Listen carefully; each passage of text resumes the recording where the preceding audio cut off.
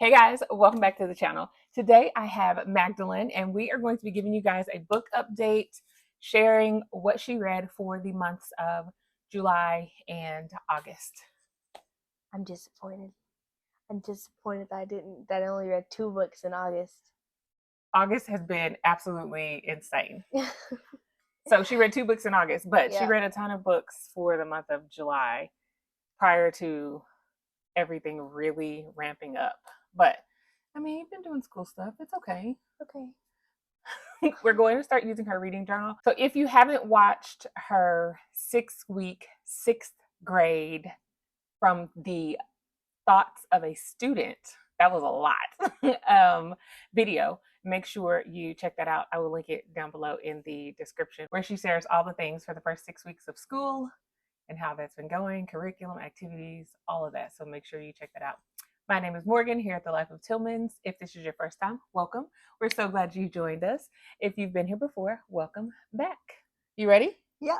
Okay, the way we do these is we just kind of like share the book. I say we. She shares the book. And I kind of like probe her and thought process and all the things. And I add this to a playlist. The playlist is linked down below and it has all of the books that my girls are reading. So she started doing this for 5th grade. We are doing 6th grade. My oldest started 6th grade and she will be doing 7th grade. So just make sure if you have children who are, in that age range, reading range, whatever, check out the book list. I have gotten a lot of feedback that kids really enjoy watching these videos because they get to hear directly from another child about a book. And I mean, what better way to get your kids reading? So here we go. First book up, Simon B. Ryman. I don't know where I got this from. But anyway, go ahead. What is Simon B. Ryman about? Simon B. Ryman is about this child. Yes, this child. A 5th grader who is not really open to a lot of talking in public. And so the first week of school, they have to like write an oral presentation, right? And they practice it on that Friday. And he ends up being very scared and like throws up in the bathroom because like he's that scared, right? I did start laughing too. And then he was talking to his dad about speaking and everything, and what he did his presentation on was homelessness, because he had a friend who was 63 and he was homeless but never really acted like it. He always was outspoken and very kind. And so, yeah, it's a short version of the book. Cool. Any lessons you learned about this book? Speak. That's a good one for you. Maggie has come a long way in not only speaking here, but just in general to other people. She is definitely slow to speak, and that's not a problem at all because we know people who are fast to speak and sometimes say things that they shouldn't. But she has come a really long way in talking to people and just really opening up. So I'm glad that she can read about other children experiencing that. Did you like this book? I did. Would you read it again? I would. That is huge, y'all. Okay, moving on. Next we have, let's talk about these together. Okay. Okay, first one we're going to talk about is President of the Whole 6th grade. What's this one about? That one is about she gets picked for the 6th grade, and she is in this journalism program, and the teacher of that is the wife of the principal, and they get some things together like every year for the 6th grade president. That whole class goes to the president, the White House, and like visits the president and everything. And so she got to do that, and the Senate was making a point about I forgot what it was, but she helped a bunch of people do that by making her cupcakes, and that was really fun. She met the president's nephew and the president and the president's wife. Cool. Would you read fun. this again? I would, yeah. Cool beans. All right, let's talk about President of the Whole 6th grade Girl Code. What was this one about? So she's still in the journalism thing, and she's still in 6th grade, and the principal of the school that she goes to put her in a coding club that went along with the Senate wait, what's the word? The Senate, the Senator? senator, yeah, the senator that wanted to make the point in this book. And she wanted to create a coding club for people who didn't have a lot of things so they could learn how to code and stuff. So like underserved areas, Yeah. neighborhoods, they don't have the availability of resources like coding. Okay, gotcha. And then she goes to a school that is like that in that same underincome area. And she feels out of place when she gets there because she always usually has a lot, and the girls there, the kids there didn't really. And when she gets into the classroom, like I said, she feels really out of place. And her friend that came with her told her to just be calm and act like yourself because they really are a lot the same. Kids are kids. And the journalism person that she was working with had a friend who actually taught her what the word ghetto meant, because she just thought that it meant disadvantaged African Americans, and it's not what that meant. That's right. So she had me read that portion of it. I have not read this book. Both of my daughters now have read it, but understanding where the true or the origination of the word ghetto came from and where did it come from? People called Jewish people, like disadvantaged Jewish people, Ghetto. And all of my life, anytime someone said ghetto, automatically it was like African Americans, blacks, poor, uneducated, and then like where you lived. So what your neighborhood and area looked like, if it was really run down, poor, homeless people, all the things. Like that was considered ghetto for me growing up. So finding out and doing additional research outside of this book, that was really interesting to find that out. And I'm glad that they pointed that out in this book. What lesson do you feel like you learned? The one of the many lessons that I learned from this book is to not assume things about people. When they say don't judge a book by its cover, that was what I was thinking. Stereotypes, and I think I've talked about stereotypes on here before in another video, but we all carry biases and stereotypes and what we think this person looks like, how they're going to act, or whether they're going to be educated or not, and just so many. And typically stereotypes, I haven't come across many stereotypes that are positive whatsoever. So I feel like stereotypes typically are these just assumptions that we make about people, and a majority of the time we're wrong. You don't know a person until you really know a person, right? And even then, there are still things that I feel like people just don't share. You just don't know. That is a part of the growing process. I mean, I have been married to my husband for 15 years. We have been together for 21 years, and I'm still growing and learning who my husband is because we all change. And so I think this is a big thing for our children to understand, is that we should not have stereotypes, that those are not positive things to have. We take people for who they are and what they show us, and not what we think. So would you read it again? I would. Would you recommend it? I would. Absolutely. Yes. All right, moving on. Let's just get them all. Okay. Okay. This is a series of books. When did you start these? I started them last year. I think she started them last year. I want to say there are like 10. There's 10, yes. 10 of these books. And right now we are holding on to 7. 7 out of the 10 books. So she has already read the other ones. But I'm going to call them the My Life as series. Okay. We have, I'm going to read from the back. My Life as a Book. My Life as a Stunt Boy. You get the My Life thing. Okay. Then we're going to go to a cartoonist, a joke. My Life as a Gamer. My Life as a Ninja. My Life as a YouTuber. Hi. No kidding. My Life as a Meme. My Life as a Coder. And then My Life as a Billionaire. In My Life, yes. Oh, duh, because it's not on here. I was like, wait, Billionaire's not on here. Of course not.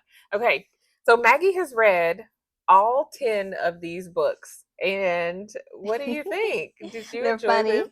They're funny books. Now, they kind of put me in the mind of like maybe a graphic novel. I'm not really sure what their reading level is for these. I say a graphic novel just because they have a few pictures on the pages. The pictures show vocabulary words. So he draws his vocabulary words to help him understand because he doesn't like reading. That's really cool though. Okay. So, what is My Life as a Billionaire about? quick though, because we My have life like is a 7 of these. billionaire. Okay. My FAVS billionaire. Okay.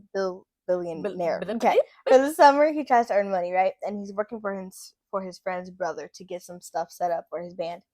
And the brother said he was going to pay them each $20, right? But when they get done, he doesn't have it, and so he's like, oh. And so he gives them both this ticket for a lottery, right?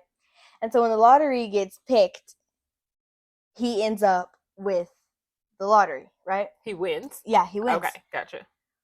And Oh, so it the says he won the brother, lottery. yeah, and so the brother wants it back because it was his ticket originally, and he would have won it. And the guy who got it was like, "No, it's not really fair." But his parents were like, "Do the right thing. How about you guys share the money?" And at that point, I thought that was not fair because I don't think he shouldn't have given the ticket away if it meant that much to him. Well, we don't know how important those lottery tickets are until we give them away and somebody else wins. True. That's just how it True. goes, y'all. Okay, I don't want you to give too many details, but okay, my life as a coder. My life as a coder. Okay, I can read the back. Or do you have a summary? It says Derek Fallon receives an exciting new gift, a laptop, but there's a catch. It has no Wi-Fi, so he can't use it for gaming. If he wants to play computer games, he'll have to learn how to code them himself. Another unforgettable adventure awaits, and this is book 9 of the My Life series, this time involving tech and coding. So there is an educational component to all of these. I mean, if we're talking about a billionaire, so once he got this money, did he like learn how to spend it? He did. Did he learn how to share? All the things? He gave half of it to charity. He bought him a 3D printer. He made him a skateboard park in his backyard. He bought it. He was splurging. Does anybody else ever say, "Man, if I won $1 million, here's what I would do with it"? Maybe it's just us. Okay. All right. Okay, here's the other one. It says, "My life as a meme." Mm-hmm. Okay, tell me about this. His friends, him and his friends. There's Carly, there's Matt, and then there's Umberto, plus him, which his name is Derek. And they all do a contest and see who can get like the most likes on their memes that they do. I forgot who ends up winning, but he doesn't. He does not win. In most of these books, he doesn't succeed at doing what he wants to do. So what did you learn from My Life as a Meme? What educational component would you say was in that one? I would have to say don't like rush to do stuff because he really didn't think about doing the memes on the contest. He just did. He just hurried up and did it. Yeah. But if he would have put a little bit more effort into it, he may have gotten a better outcome. And that's about the same with the YouTuber too. Okay. My life as a YouTuber. No, I'm kidding. I love it here, y'all. Okay, so what is this? He's creating like a YouTube channel? Yeah, he's trying to create a YouTube channel, and at first he uses his foster monkey as like something to video, and his parents told him not to, and so he's trying to hide it and everything, right? And he's not getting as many likes as he wants to, but eventually his parents find out, and the person that had the monkey wants the monkey back because he was like doing a lot of things that the monkey shouldn't have been doing. And so he had to give the monkey back. But he then made a YouTube channel on how to treat the monkey with kindness. Okay. Cool. That one. My life as a ninja. Okay. So there's a lot of things in this book that he learns. He learns how to be patient. He learns how to not be. Praise God. Go ahead. He learns how not to be super loud, and he learns to be calm and all those things because that's ninja skills. Yeah. Right? I mean, you can't be a loud ninja. So he goes into he like tries out for ninja, right? Because his friends are all about that, and their teacher for all the classes have them sit there and be quiet. For the ninja classes? For the ninja classes. They just have to sit there. Sit there and be quiet. Are they being taught something while they're being quiet? Really, they were. They're being taught how to be calm and quiet. That sounds like a classroom. Can you do that? I can. My older sister cannot though. No, she can't, y'all. I can. She gets under the table and that's how you learn. It's fine. Totally fine. It's totally fine. Okay. So these are all like the definitions on the side where he like colors them, stencils and draws them in. Okay. So patience, being quiet. I like that. That's good. Okay. My life as a joke. Oh. Okay. He tries to be something in school that he's not and ends up getting laughed at. Okay. Yeah. He Ends up gets getting laughed at. Yeah. So what Yeah. did you learn from this one? I learned from this one to be who you are and not try to be like other you people. are, because your maker created you perfect, and we do not have to change who we are. Awesome. Would you read this again? Would you read any of these? I would read the whole series. Y'all, she had me going back and forth to the library, putting in reservations. Mama, it's in, but the other book is not. But I want to read it now. This girl has come a long way. Okay, the last one is My Life as a Cartoonist. Okay, so one of his friends, Umberto, comes to school. He's all new, right? And he starts treating one of his other friends. She tells him to like be kind to the new people, right?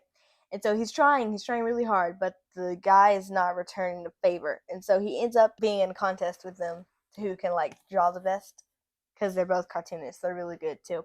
And he ends up being friends with them. Ah, friendship. I like how he does like the definition. So on this page, he has insurmountable, and he has like a boy. He's like sweating, trying to climb this mountain. I mean, that's really cool that you get, because I would not have thought that insurmountable would have been in your book. Suppressed, to hold something in. Heckle, that's getting laughed at or whatever. Pretty cool. I like those. Demolish. My eyes are watering, y'all. Demolish, to tear stuff up. Okay, would you read that again? I wouldn't read that again. You would? Yep. See, okay, so these are the books, when I tell you guys, if they end up being like a reread that my girls really like. Yeah. So I am going to, my oldest daughter has read these also. Hasn't she? She's read one book. She read one of them. Okay. My Life is a Book, of course, because she loves reading. So these will probably end up being books that we will buy. All of these are library checkouts, are they not? Yes. I think we purchased maybe one of them. We have two of them, three of them. We purchased three of them. So these will be books that I will add to the purchase list and find them like on thrift books or something. All right. Anything else you want to say? Thank you. Thanks, guys. Bye. Bye.